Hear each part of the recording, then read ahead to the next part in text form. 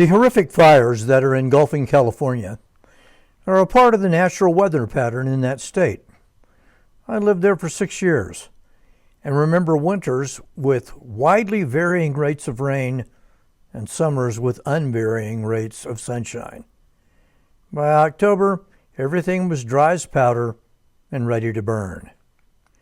The LA Times naturally attributed everything to climate change. Quote, Los Angeles is burning. Fossil fuel companies laid the kindling.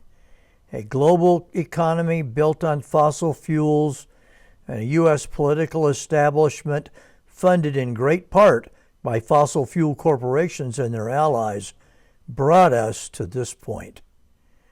After 2 wet winters, fueled the growth of grasses and brush, ideal kindling for fires, across SoCal mountains and hillsides, the last few months saw an abrupt shift to record dry conditions. The kind of weather whiplash is a hallmark of global warming, end quote. Stephen Koonin, a climate expert who taught at Caltech for 30 years and a member of the Obama administration, called all this nonsense. Rather than the absurd accusation that this is the work of Exxon, he says the cause was the conditions allowed by the government to fester in the bushlands of Southern California. This year in the area around Los Angeles, the rain held off all fall, so in some sense this is a natural catastrophe, like a hurricane or earthquake. But in another very real sense, it is a religious catastrophe.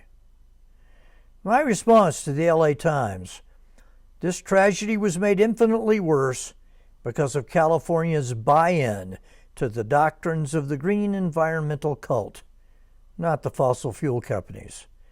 Bad theology led to bad policy and resulted in bad outcomes. Referring to environmentalism as the green religion is now quite common with online pundits. Typical is this phrase from Robert Bryce, who is, to the best of my knowledge, a secular writer. He says a recent LA policy manual, quote, is a 59-page paean to the gods of sustainability, solar energy, diversity, equity, and of course, clean energy transition, end quote. I have chronicled elsewhere how the abandonment of Christian truth has led to social pathologies. And see my video on why cities are a train wreck of crime and homelessness. Now devastating fires are more devastating for the same reason.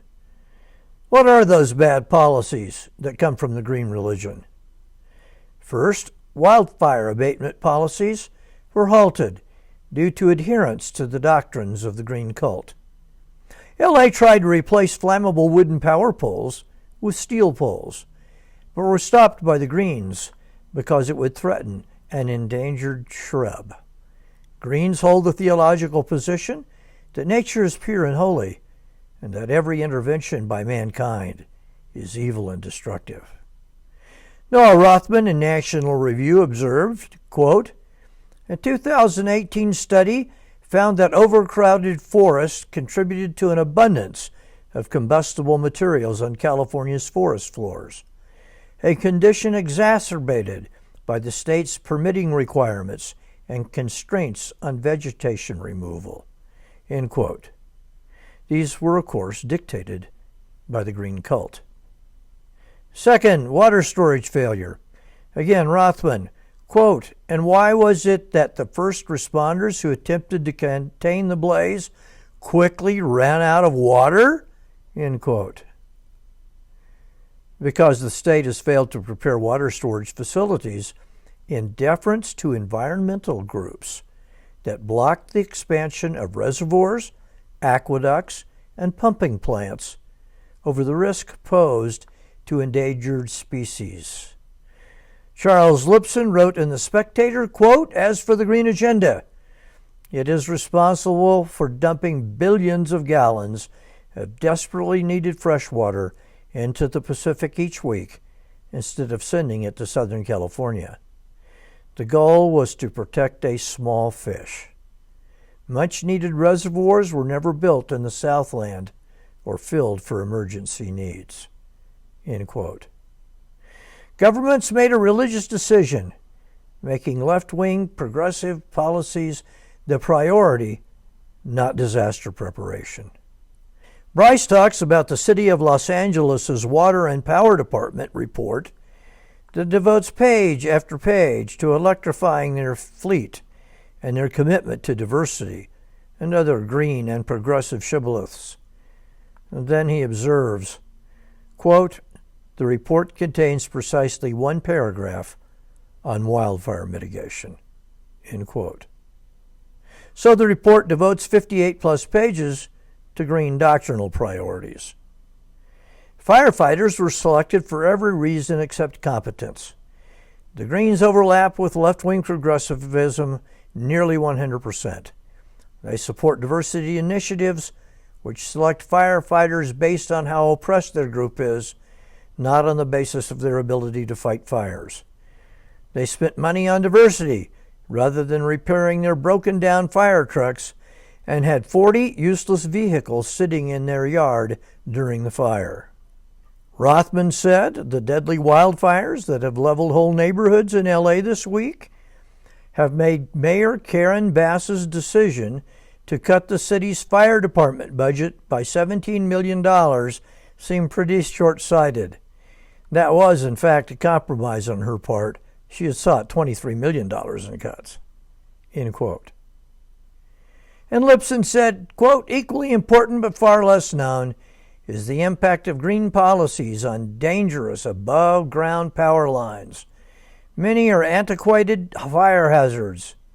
Their malfunctions and sparks start forest fires. But the state had priorities far more pressing than upgrading those lines. They forced the state's largest electric utility, PG&E, to divert its resources into building solar and wind power instead of upgrading its transmission lines." Governments under the thumb of the Green Agenda are trying to achieve broad theological goals rather than provide sound government. That delusion has produced intolerable dysfunction. The situation in Southern California is a terrible tragedy. The tragedy might well have occurred even if the area was not hamstrung by bad green theology. But Christian doctrinal assumptions should guide public policy, not the false doctrines of the environmental movement.